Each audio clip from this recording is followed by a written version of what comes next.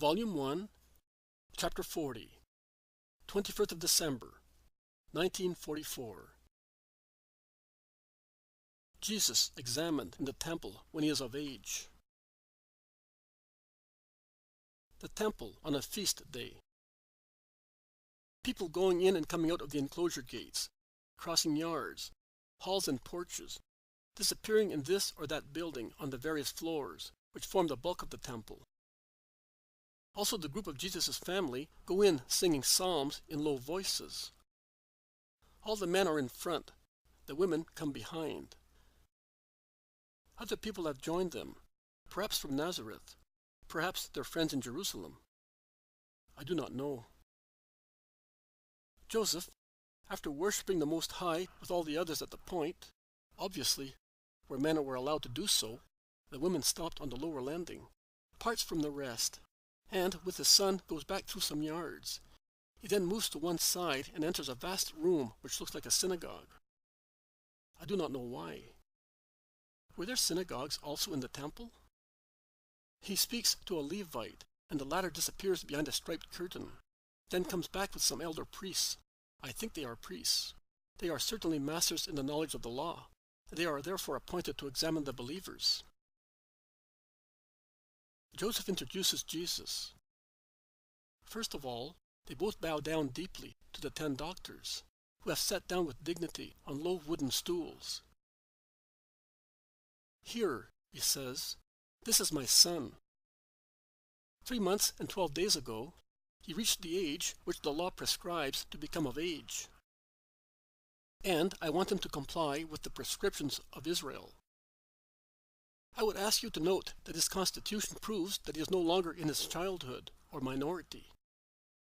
And I ask you to examine him kindly and fairly, to judge that what I hear, his father, have stated is the truth. I have prepared him for this hour, and for this dignity of son of the law. He knows the precepts, the traditions, the decisions, the customs of the fringes and the phylacteries. He knows how to say the daily prayers and blessings. Therefore, since he knows the law in itself, and in its 3 branches of Halashia, Midrash, and Agada, he can behave as a man. Therefore, I wish to be free from the responsibilities of his actions and of his sins. From now on, he must be subject to the precepts, and he must pay himself the penalties for his failures towards them. Examine him." "We will. Come forward, child. What is your name?" "Jesus of Joseph, from Nazareth." "A Nazarene? Can you therefore read?" "Yes, Rabbi. I can read the words which are written, and those which are construed in the words themselves." "What do you mean?" "I mean that I understand also the meaning of the allegory, or of the symbol which is hidden under the appearance, as a pearl does not appear, but it is inside an ugly closed shell." "A clever answer, and a very wise one. We seldom hear that on the lips of adults. In a child, and a Nazarene in addition?" The attention of the 10 has been awakened. Their eyes do not lose for an instant the beautiful blonde child, who is looking at them sure of himself, without boldness, but also without fear. "You honor your master, who, certainly, was deeply read. The wisdom of God was gathered in his just art. But listen to that. You are a happy man, father of such a son." Joseph, who is at the end of the room, smiles and bows down. They give Jesus 3 different rolls, saying, "Read the one closed with the golden ribbon." Jesus opens the roll and reads. It is the Decalogue. But after the first few words, one of the judges takes the roll from him, saying, "Go on by heart." Jesus continues, so sure of himself that he seems to be reading. Every time he mentions the Lord, he bows down deeply. Who taught you that? Why do you do that? Because that name is holy and is to be pronounced with a sign of internal and external respect. Subjects bow down to their king, who is king only for a short time, and he is dust. To the King of Kings, the Most High Lord of Israel, who is present even if he is only visible to the spirit, shall not every creature bow down, since every creature depends on him, with eternal subjection? Very clever. Man, we advise you to have your son educated either by Hillel or Gamaliel. He is a Nazarene, but his answers give us hope that he will become a new great doctor. My son is of age. He will decide according to his own will. If his decision is an honest one, I will not oppose it. Listen, child. You said, remember to sanctify feast days, not only for yourself, but also for your son and your daughter, your servant and your maidservant. Even for your horse, it is said that they must not work on Sabbaths. Now tell me, if a hen lays an egg on a Sabbath, or a sheep lambs on a Sabbath, will it be legal to use the fruit of its womb, or will it be considered as an opprobrium?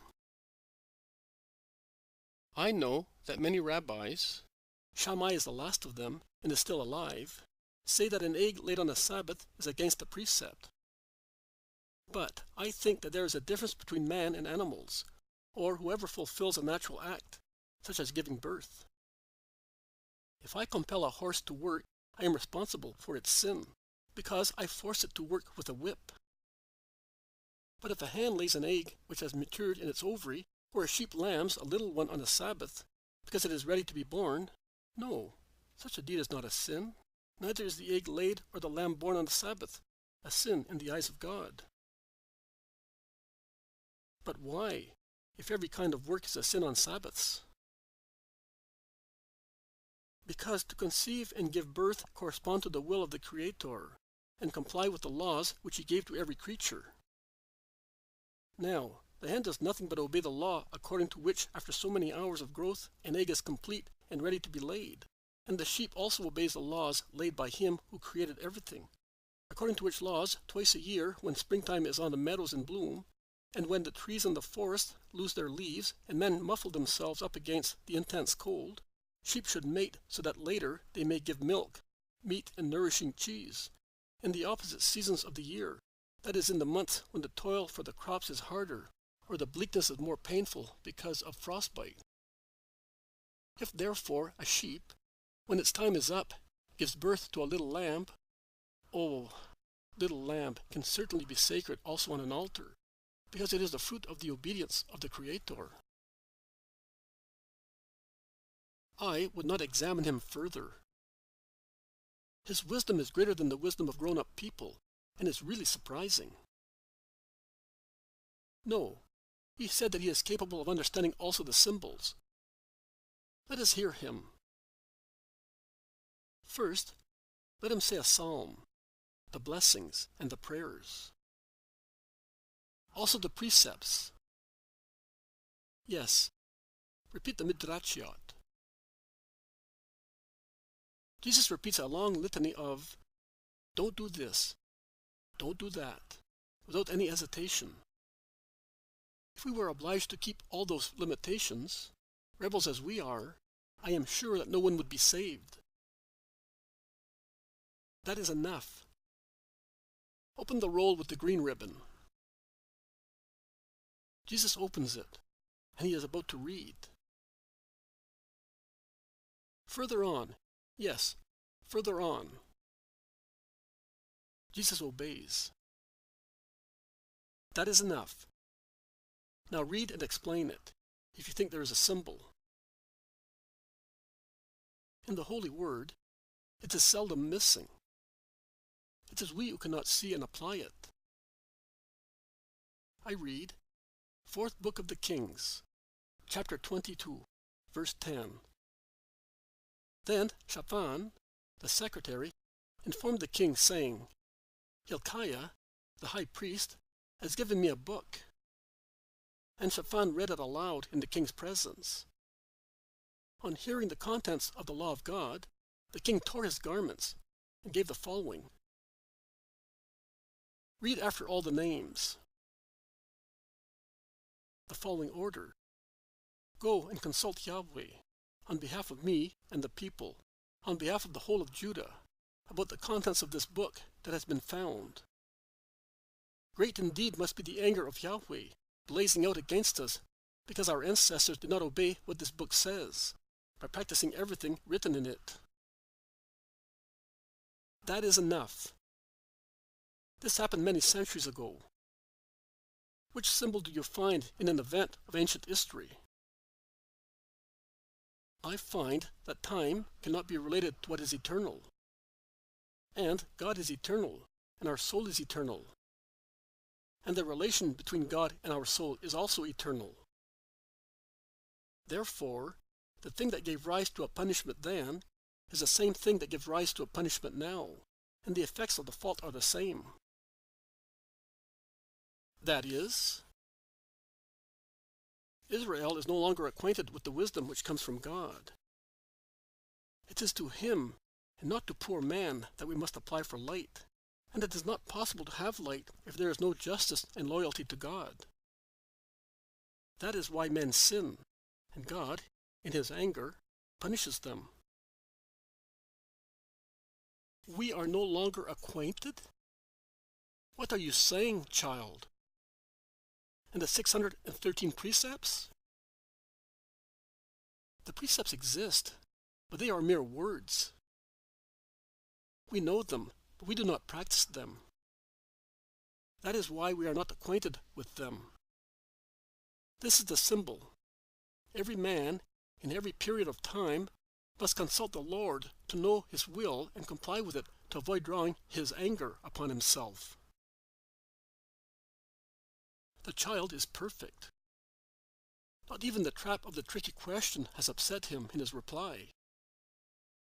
Let us take him to the real synagogue. They go into a larger and more splendid room. The first thing they do is to shorten his hair. His big curls are picked up by Joseph. They then tighten his red tunic with a long band turned several times round his waist.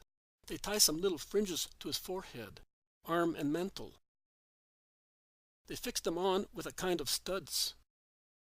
They then sing psalms, and Joseph praises the Lord with a long prayer invoking all blessings on his son. The ceremony is over. Jesus goes out with Joseph. They go back to where they came from. They join their male relatives. They buy and offer a lamb. Then, with the slaughtered victim, they reach the women. Mary kisses her Jesus. It seems she has not seen him for years. She looks at him, now that he is more manly in his clothes and in the style of his hair. She pats him. They go out, and it all ends here.